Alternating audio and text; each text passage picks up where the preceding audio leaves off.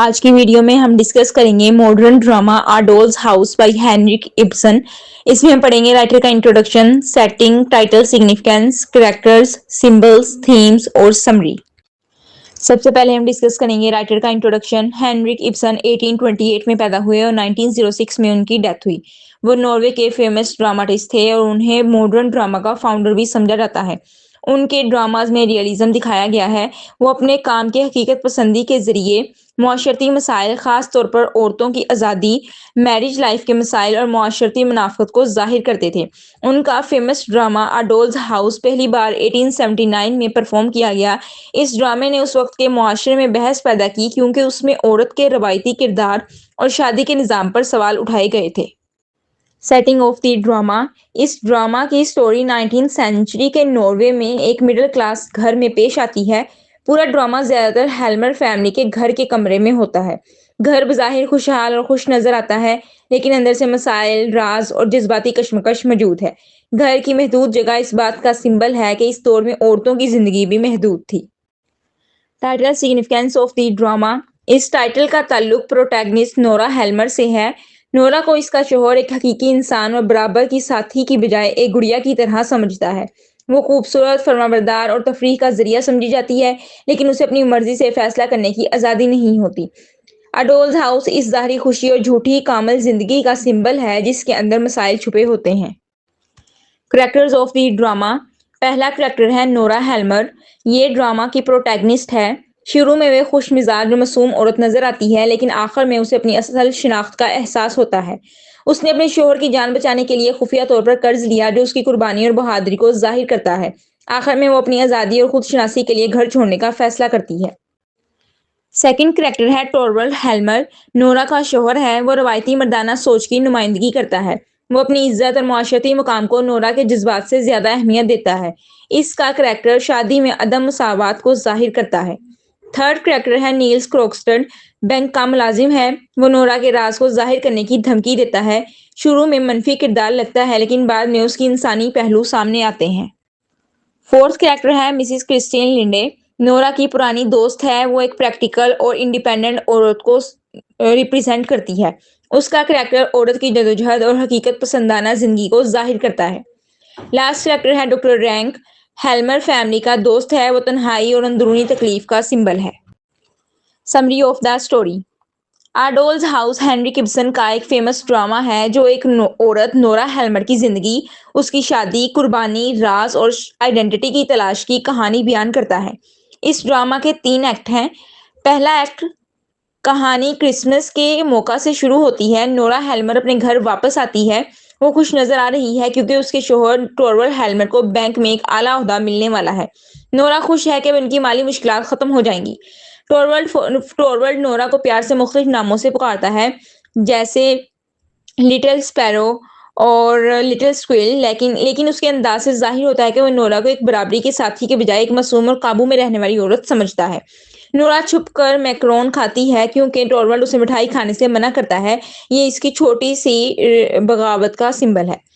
اس دوران نورا کی پرانی دوست مسز کرسٹین لنڈے اس سے ملنے آتی ہے۔ کرسٹین بتاتی ہے کہ اس کے شوہر کے انتقال کے بعد اس کی زندگی مشکلات میں گزری اور اب وہ نوکری کی تلاش میں ہے۔ نورا اسے بتاتی ہے کہ شادی کے شروع میں ٹورولڈ بہت بیمار ہو گیا تھا اور ڈاکٹروں نے مشورہ دیا تھا کہ گرم ملک کی سیر کی ضرورت ہے۔ نورا بتاتی ہے کہ وہ اپنے شوہر کو بچانے کے لیے خفیہ طور پر رقم لے کر اسے اٹلی لے کر گئی تھی۔ وہ رقم اس نے اپنے والد کے نام پر قرض لے کر حاصل کی تھی، لیکن حقیقت میں اس نے دستخط خود کیے تھے۔ بعد میں پتہ چلتا ہے کہ قرض دینے والا شخص نیلس کروکسٹن ہے جو ٹورولڈ کے بینک میں ملازم ہے۔ کروکسٹن کو خوف ہے کہ نئی ملازمت میں ٹورولڈ اسے نکال دے گا، اس لیے وہ نورا کو دھمکی دیتا ہے کہ اگر اس کی نوکری نہ بچائی گئی تو وہ نورا کا راز ظاہر کر دے گا۔ نورا پریشان ہو جاتی ہے کیونکہ اس نے قانونی طور پر غلط طریقہ اختیار کیا تھا، لیکن اس کا مقصد صرف اپنے شوہر کی جان بچانا تھا۔ ایکٹ 2۔ نورا اب خوف اور پریشانی میں مبتلا ہے۔ وہ چاہتی ہے کہ ٹورولڈ کو حقیقت کا پتہ نہ چلے کیونکہ اسے یقین ہے کہ اگر کبھی مسئلہ آیا تو اس کا شوہر اسے بچائے گا۔ نورا کروکسٹن سے درخواست کرتی ہے کہ وہ اس کا راز ظاہر نہ کرے، لیکن کروکسٹن اپنی ملازمت بچانے کے لیے اپنی دھمکی پر قائم رہتا ہے۔ نورا اپنی دوست کرسٹین لنڈے سے مدد مانگتی ہے۔ کرسٹین فیصلہ کرتی ہے کہ وہ کروکسٹن سے بات کرے گی کیونکہ وہ اسے پہلے سے جانتی ہے۔ اس دوران ڈاکٹر رینک نورا سے ملنے آتا ہے۔ وہ نورا کو بتاتا ہے کہ وہ شدید بیمار ہے اور اسے نورا سے محبت بھی ہے۔ نورا اس صورتحال سے پریشان ہو جاتی ہے کیونکہ وہ ڈاکٹر رینک کے جذبات کا جواب نہیں دے سکتی۔ کروکسٹر ٹورولڈ کو خط لکھ کر بھیج دیتا ہے جس میں وہ نورا کے قرض اور جعلی دستخط کا راز بتاتا ہے۔ وہ خط ٹورولڈ کے میل باکس میں ڈال دیتا ہے۔ نورا کوشش کرتی ہے کہ ٹورولڈ وہ خط نہ پڑھے۔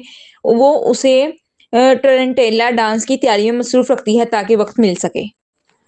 تھرڈ ایکٹ، کرسٹین لنڈے اور کروکسٹر کے درمیان ملاقات ہوتی ہے۔ معلوم ہوتا ہے کہ ماضی میں دونوں ایک دوسرے سے محبت کرتے تھے لیکن حالات کی وجہ سے شادی نہ کر سکے تھے۔ کرسٹین کروکسٹر کو کہتی ہے کہ اب سچ چھپانے کا کوئی فائدہ نہیں کیونکہ نورا اور ٹورولڈ کے درمیان حقیقت سامنے آنا ضروری ہے۔ کروکسٹر خط واپس لینے کے بجائے فیصلہ کرتا ہے کہ ٹورولڈ کو حقیقت معلوم ہونی چاہیے۔ آخرکار ٹورولڈ خط پڑھ لیتا ہے۔ جب ٹورولڈ کو نورا کے قرض اور دستخط کا پتہ چلتا ہے تو وہ غصے میں آ جاتا ہے۔ وہ نورا کو الزام دیتا ہے اور کہتا ہے کہ اس نے اس کی عزت اور مستقبل برباد کر دیا ہے۔ نورا کو بہت تکلیف ہوتی ہے کیونکہ وہ امید کر رہی تھی کہ ٹورولڈ اس کی قربانی کو سمجھے گا اور اس کا ساتھ دے گا۔ کچھ دیر بعد کروکسٹر ایک دوسرا خط بھیجتا ہے جس میں وہ وعدہ کرتا ہے کہ وہ نورا کا راز ظاہر نہیں کرے گا۔ ٹورولڈ فوراً خوش ہو جاتا ہے اور نورا کو معاف کرنے کی کوشش کرتا ہے لیکن اب نورا کے لیے سب کچھ بدل چکا ہوتا ہے۔ اسے احساس ہو جاتا ہے کہ ٹورولڈ کبھی اسے ایک برابر انسان نہیں سمجھتا تھا۔